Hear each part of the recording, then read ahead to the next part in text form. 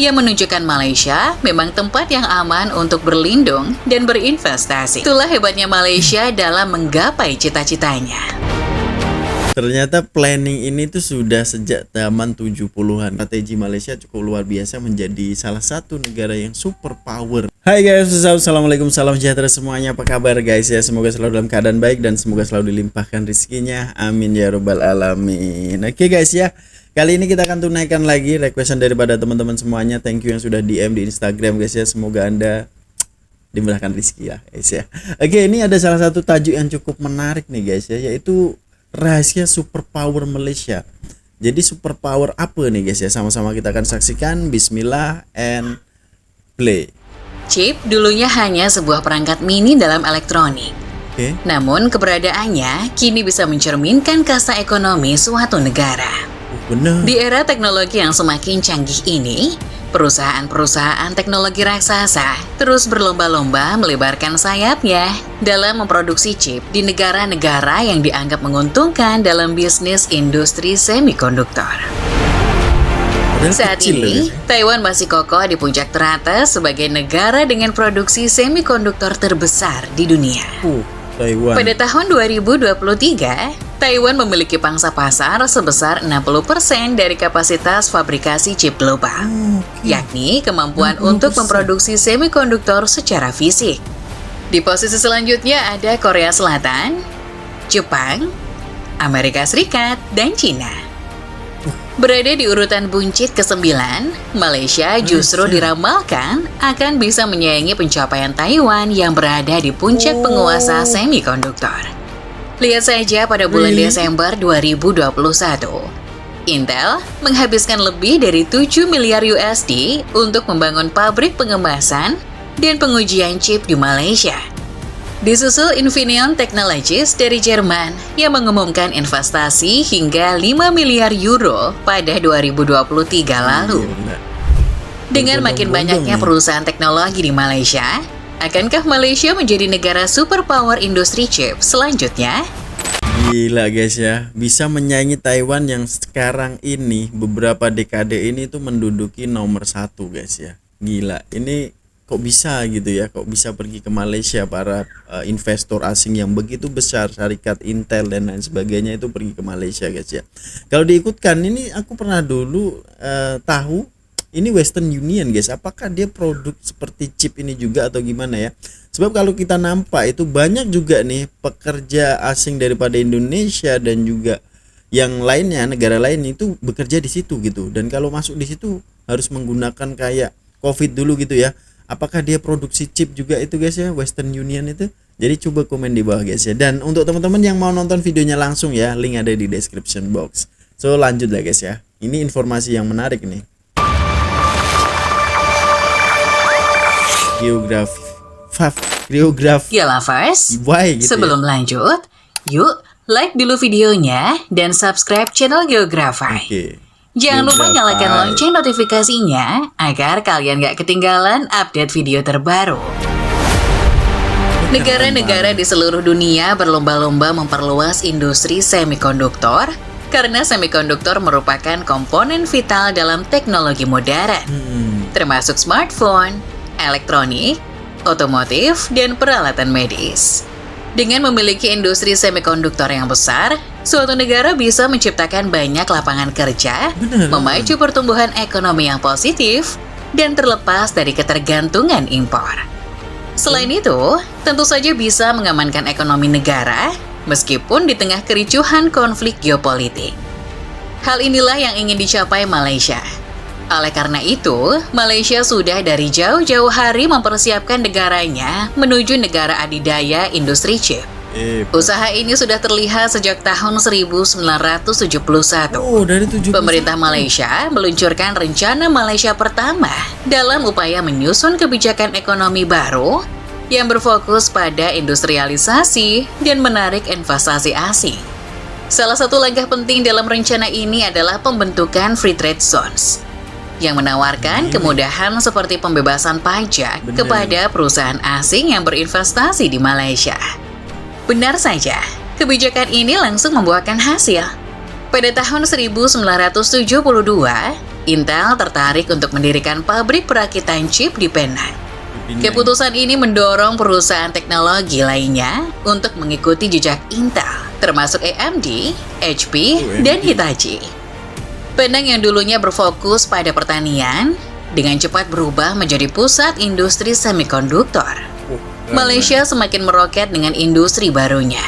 Pada awal tahun 1980-an, Malaysia tercatat menjadi tuan rumah bagi 14 perusahaan semikonduktor multinasional. Angka ini tidak termasuk anak perusahaan. Karena pada tahun tersebut, banyak perusahaan besar memindahkan pabrik perakitan mereka ke Malaysia karena persaingan ketat dan biaya yang meningkat di negara-negara Asia Timur lainnya, seperti Korea Selatan, Taiwan, Singapura, dan Hong Kong. Pemerintah Malaysia memanfaatkan kesempatan ini dengan memperkuat hubungan antara perusahaan asing dan domestik, dengan memperkenalkan kembali keuntungan investasi di Malaysia dan membangun zona pemrosesan ekspor baru untuk mendukung pertumbuhan industri. Sejak saat itu, industri semikonduktor lokal terus mengalami pertumbuhan, khususnya di Penang. Bahkan, Penang diperkirakan menyumbang 5% dari ekspor semikonduktor dunia pada tahun 2019, yang menggambarkan pentingnya peran Malaysia di pasar semikonduktor global. Namun, Malaysia bukannya melenggang tanpa rintangan. Pada tahun 1990-an dan berlanjut hingga tahun 2010, Malaysia menghadapi tantangan dari negara-negara Asia lainnya, seperti China, Vietnam, dan Indonesia, yang memiliki biaya tenaga kerja lebih rendah. Akibatnya, beberapa proses produksi yang memerlukan banyak tenaga kerja pindah dari Malaysia ke negara-negara tersebut. Pemerintah Malaysia harus memutar otak untuk mengatasi masalah ini. Karena jika dibiarkan terus-menerus, Malaysia bisa kehilangan kesempatan menjadi negara adidaya di industri ini. Masalah pun terpecahkan. Malaysia memutuskan untuk mendirikan lembaga penelitian dan pengembangan teknologi dan inovasi, serta meningkatkan kualitas pendidikan dan pelatihan dalam bidang teknologi dan sains. Tidak hanya itu, Malaysia juga berfokus meningkatkan kualitas produksinya dan terus meningkatkan kemudahan bagi investasi asing.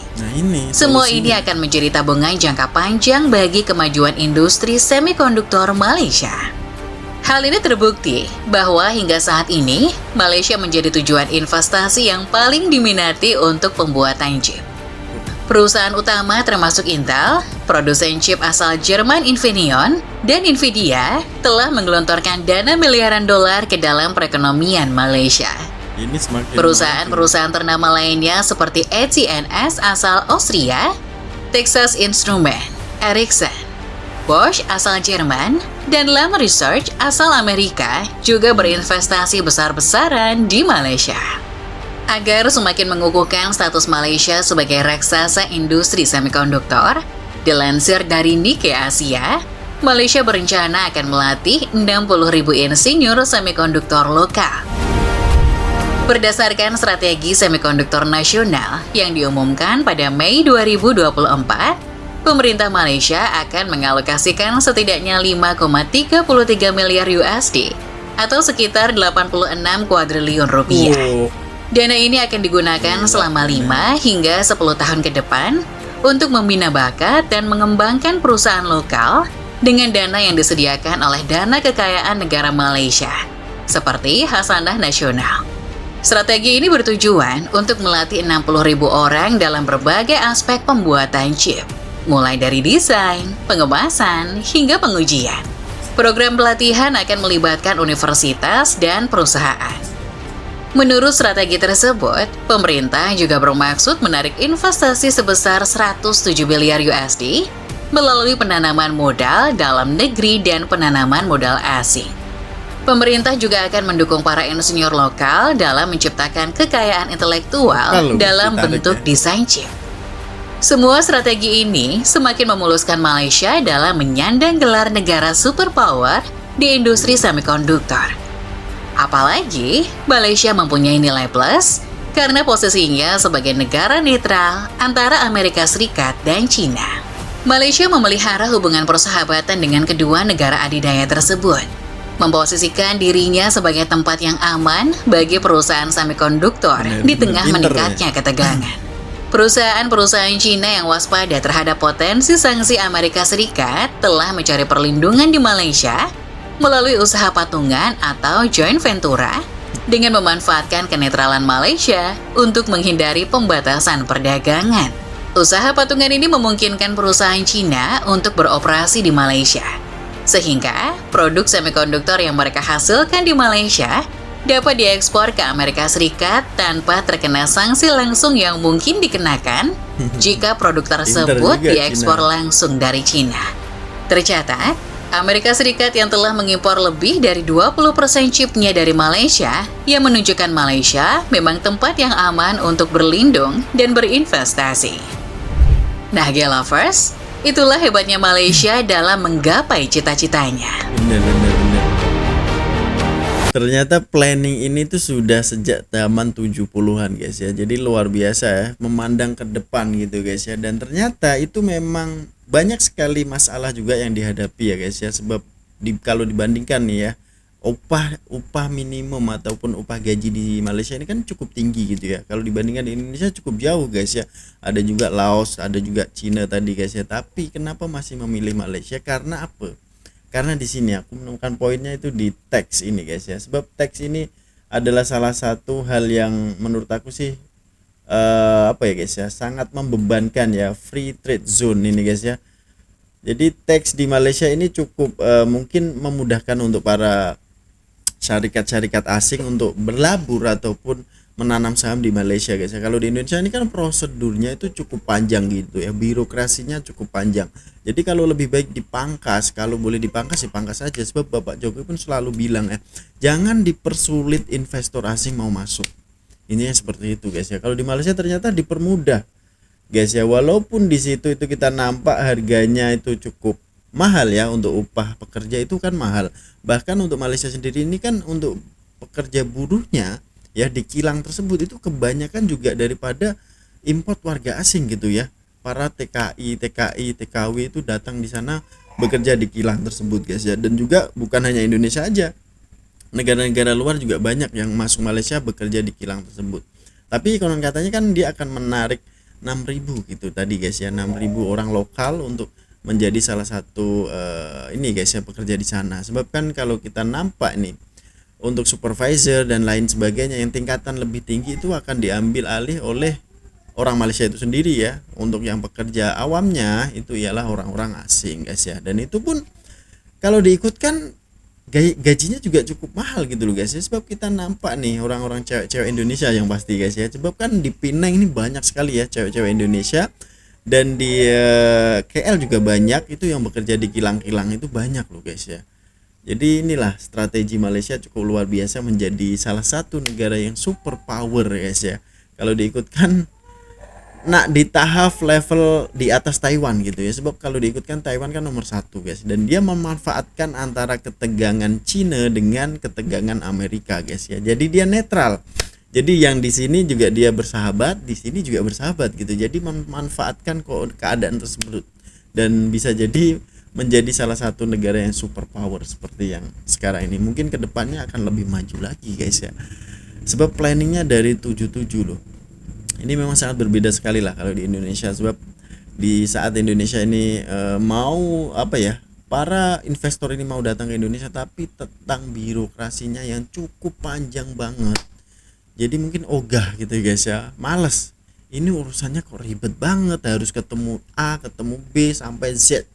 Kan jadi pening gitu loh guys ya investornya. Jadi kalau boleh dipangkas, ketemu sekali 2 kali deal gitu aja kan enak gitu loh guys ya. Pasti banyak nih investor yang datang masuk untuk berinvest di Indonesia guys. Harusnya seperti itu. Sebab Indonesia kan untuk tenaga buruhnya bukan kaleng-kaleng bro, banyak banget gitu guys ya untuk yang bekerja. Apalagi dari lulusan-lulusan SMA itu banyak banget. Itu harusnya menarik lah investor asing. Sebab kalau kita nampak Malaysia juga gencar banget ya, selalu keliling dunia ya untuk mencari ataupun menarik investor untuk masuk di Malaysia. Contohnya Tesla itu guys ya, syarikat besar aja langsung berlabuh di situ. Luar biasa kan ya guys ya. Jadi apa pandangan kalian cuy? Silahkan berikan komenan terbaik Anda ya. Jumpa di video selanjutnya guys. sangat menginformasi sekali untuk berita kali ini. Peace, love and respect from Indonesia. Assalamualaikum, bye bye.